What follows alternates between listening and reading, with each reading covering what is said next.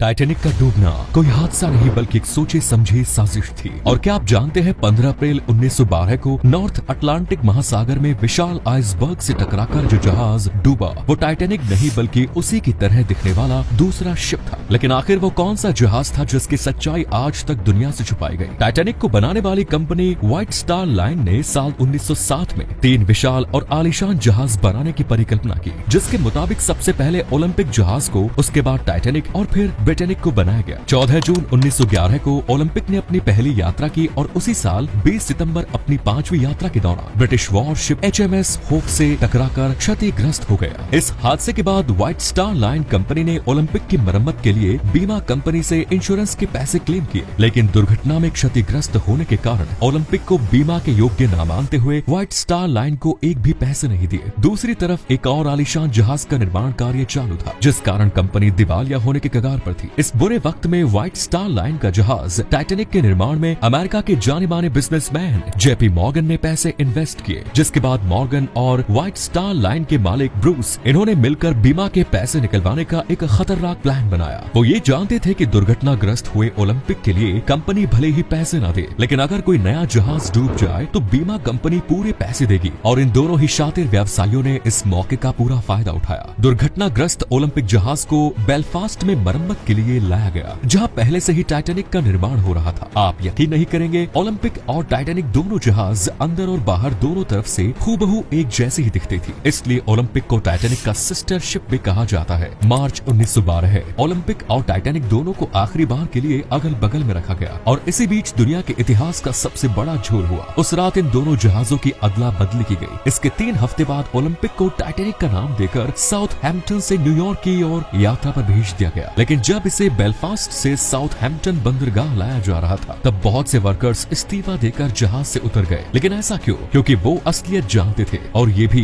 कि ये जहाज बस कुछ ही दिनों का मेहमान है। शक तब और भी बढ़ गया जब जहाज के मालिक JP मॉर्गन के साथ 55 और फर्स्ट क्लास यात्रियों ने अपनी यात्रा रद्द कर दी, जबकि उन्होंने ये अनाउंस किया था कि टाइटैनिक की पहली यात्रा में वो भी शामिल होंगे। 10 अप्रैल 1912 को टाइटैनिक यानी ओलंपिक ने 2200 यात्रियों समेत साउथहैम्पटन से अपनी पहली यात्रा शुरू की। टाइटैनिक के मालिक दल को ये चिंता थी जब इसे डुबाया जाएगा तब इसमें मौजूद यात्रियों का क्या होगा, इसीलिए उन लोगों ने एक बचावकारी जहाज को तैयार रखने का प्लान बनाया। JP मॉर्गन की ही एक और ओशियन लाइनर कैलिफोर्नियन उस समय ब्रिटेन में हो रहे कोयला हड़ताल के कारण लंदन पोर्ट पर खड़ी थी, लेकिन अचानक बिना किसी कारण और बिना कोयले के ही वहाँ से अमेरिका की ओर रवाना हो गई। इसमें ना तो कोई यात्री था, ना ही किसी प्रकार की सामग्री। उस समय कैलिफोर्निया में सिर्फ 3000 कंबल और गर्म कपड़े थे। मतलब टाइटैनिक डूबने के बाद बचावकारी जहाज में जिस भी चीज की जितनी मात्रा में जरूरत थी वो सब कैलिफोर्नियन में मौजूद थी। कैलिफोर्नियन अपनी पूर्ण गति से अटलांटिक महासागर में सफर करने लगा और अचानक ही कैप्टन के आदेश से 14 अप्रैल बीच समंदर में इसके इंजन को बंद कर दिया गया। टाइटैनिक के रवाना होने के बाद उसके आगे चल रहे बहुत से जहाजों ने उसे आइसबर्ग की चेतावनी दी, लेकिन इसकी स्पीड को जरा भी कम नहीं किया गया। इसके अलावा टाइटैनिक के चालकों के पास दूरबीन नहीं थी जिससे वो सामने मौजूद आइसबर्ग को देख सके। दरअसल जिस कबर्ड में सारे दूरबीन रखे थे उसकी चाबी on duty second officer David Blair के पास थी, जिन्हें आखिरी वक्त पर ड्यूटी से हटा दिया गया और उनके बदले दूसरे ऑफिसर को ड्यूटी दी गई, जिन्हें ऑफिसर ब्लेयर वो चाबियां देना भूल गए। अगर कबर्ड की चाबी उस ऑफिसर के पास होती तो बहुत दूर से ही आइसबर्ग को देखा जा सकता था। 14 अप्रैल रात के 11:40 पर आइसबर्ग से टकराने के बाद इसके 5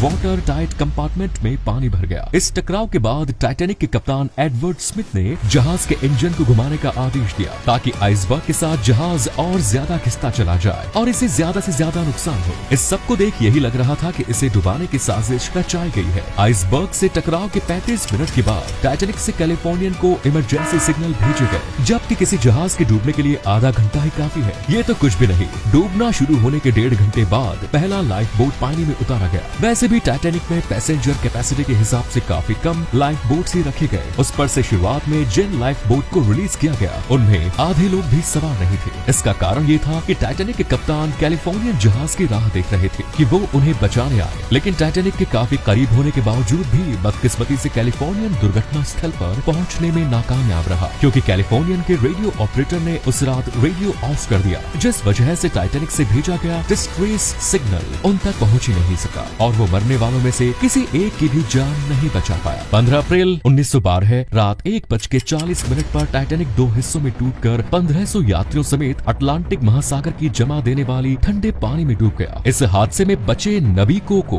उनके परिवार वालों से मिलने के पहले 24 घंटों के लिए एक कमरे में बंद करके रखा गया, जहां उन्हें व्हाइट स्टार लाइन के बड़े बड़े ऑफिसर्स ने धमकी दी कि अगर वो टाइटैनिक से जुड़ी कोई भी जानकारी लीक करते हैं तो उनका अंजाम वही होगा जो बाकी 1500 यात्रियों के साथ हुआ, यानी मौत। उधर चुनाव हारने के डर से तत्कालीन ब्रिटिश सरकार ने भी इसकी जांच अच्छे से ना करते हुए इस मामले को दबा दिया। इसी तरह टाइटैनिक का नाम लेकर ओलंपिक जहाज आज भी अटलांटिक महासागर की गहराई में इस हाल में मौजूद है। वहीं दूसरी ओर असली टाइटैनिक ओलंपिक के नाम से 5 अप्रैल 1935 तक पूरे 25 साल यात्रा करती रही और फिर रिटायर हुई, जबकि ब्रिटिश वॉरशिप HMS हॉक के साथ टकराने के बाद इतनी बुरी तरह से घायल हुई। ओलंपिक जहाज का इतने लंबे अरसे तक सफर करना मुमकिन नहीं।